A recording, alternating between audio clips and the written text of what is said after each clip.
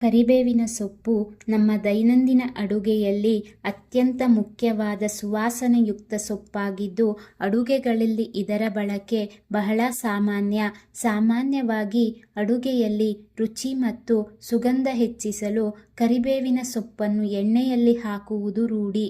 ಆದರೆ ಬಹಳ ಜನರಿಗೆ ಗೊತ್ತಿಲ್ಲದ ವಿಷಯವೆಂದರೆ ಕರಿಬೇವಿನ ಸೊಪ್ಪು ಕೇವಲ ರುಚಿಗಾಗಿ ಮಾತ್ರವಲ್ಲ, ಆರೋಗ್ಯಕ್ಕೂ ಅತ್ಯಂತ ಉಪಯುಕ್ತವಾದ ಔಷಧೀಯ ಗುಣಗಳನ್ನು ಹೊಂದಿದೆ. ಇದರಲ್ಲಿ vitamin A, B, C, E, calcium, ಕಬ್ಬಿಣ, ಫಾಸ್ಫರಸ್, ಪ್ರೋಟೀನ್ ಮತ್ತು ಆಂಟಿ ಆಕ್ಸಿಡೆಂಟ್ಗಳು ಸಮೃದ್ಧವಾಗಿವೆ.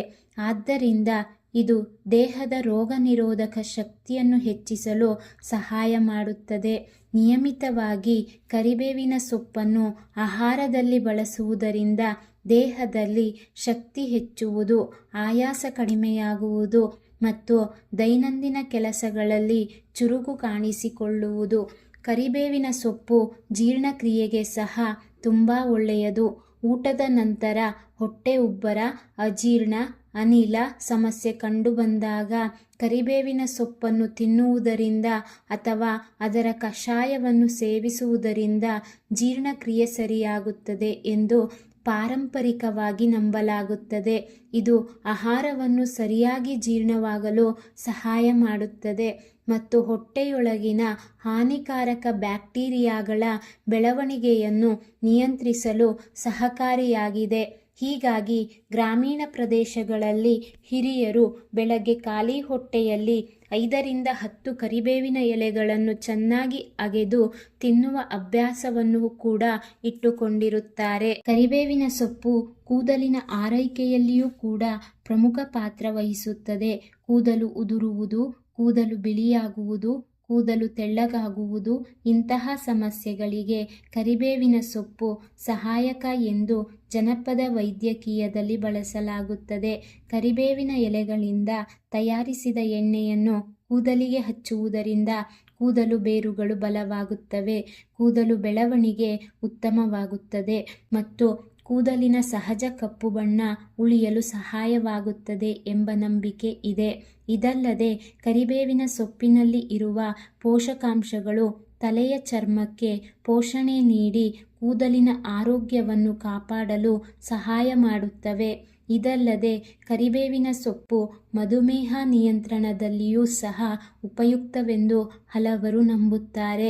ಕರಿಬೇವಿನ ಎಲೆಗಳು ರಕ್ತದಲ್ಲಿನ ಸಕ್ಕರೆ ಮಟ್ಟವನ್ನು ಸಮತೋಲನದಲ್ಲಿರಿಸಲು ಸಹಾಯ ಮಾಡುತ್ತದೆ ಎಂದು ಕೆಲವು ಅಧ್ಯಯನಗಳು ಸೂಚಿಸುತ್ತವೆ.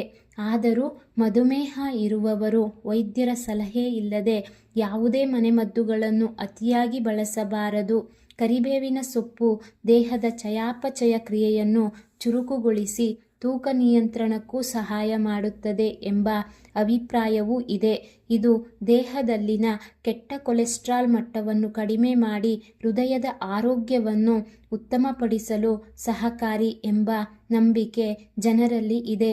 ಕರಿಬೇವಿನ ಸೊಪ್ಪು ಚರ್ಮದ ಆರೋಗ್ಯಕ್ಕೂ ಒಳ್ಳೆಯದು. ಇದರಲ್ಲಿ ಇರುವ ಆಂಟಿ ಆಕ್ಸಿಡೆಂಟ್ಗಳು ಚರ್ಮವನ್ನು ಹಾನಿಯಿಂದ ರಕ್ಷಿಸಿ ಮೊಡವೆ ಕಲೆಗಳು ಹಾಗೂ ಚರ್ಮದ ಮಸುಕನ್ನು ಕಡಿಮೆ ಮಾಡಲು ಸಹಾಯ ಮಾಡುತ್ತವೆ ಎಂದು ಪರಂಪರೆಯಿಂದ ಹೇಳಲಾಗುತ್ತದೆ. ಕೆಲವರು ಕರಿಬೇವಿನ ಎಲೆಗಳ ಪೇಸ್ಟ್ ತಯಾರಿಸಿ ಮುಖಕ್ಕೆ ಹಚ್ಚುವ ಅಭ್ಯಾಸವನ್ನು ಕೂಡ ಇಟ್ಟುಕೊಂಡಿರುತ್ತಾರೆ. ಇದು ಚರ್ಮಕ್ಕೆ ತಂಪು ನೀಡುತ್ತದೆ ಮತ್ತು ಚರ್ಮದ ಕಾಂತಿಯನ್ನು ಹೆಚ್ಚಿಸಲು ಸಹಾಯವಾಗುತ್ತದೆ ಎಂಬ ನಂಬಿಕೆ ಇದೆ. ಕರಿಬೇವಿನ ಗಿಡವನ್ನು ಮನೆಯ ತೋಟದಲ್ಲಿ ಅಥವಾ ಹಿತ್ತಲಿನಲ್ಲಿ ಬೆಳೆಸುವುದು ಸುಲಭ. ಇದು ಉಷ್ಣವಲಯದ ಹವಾಮಾನವನ್ನು ಇಷ್ಟಪಡುತ್ತದೆ ಮತ್ತು ಹೆಚ್ಚು ಬಿಸಿಲು ಬೀಳುವ ಜಾಗದಲ್ಲಿ ಚೆನ್ನಾಗಿ ಬೆಳೆಯುತ್ತದೆ.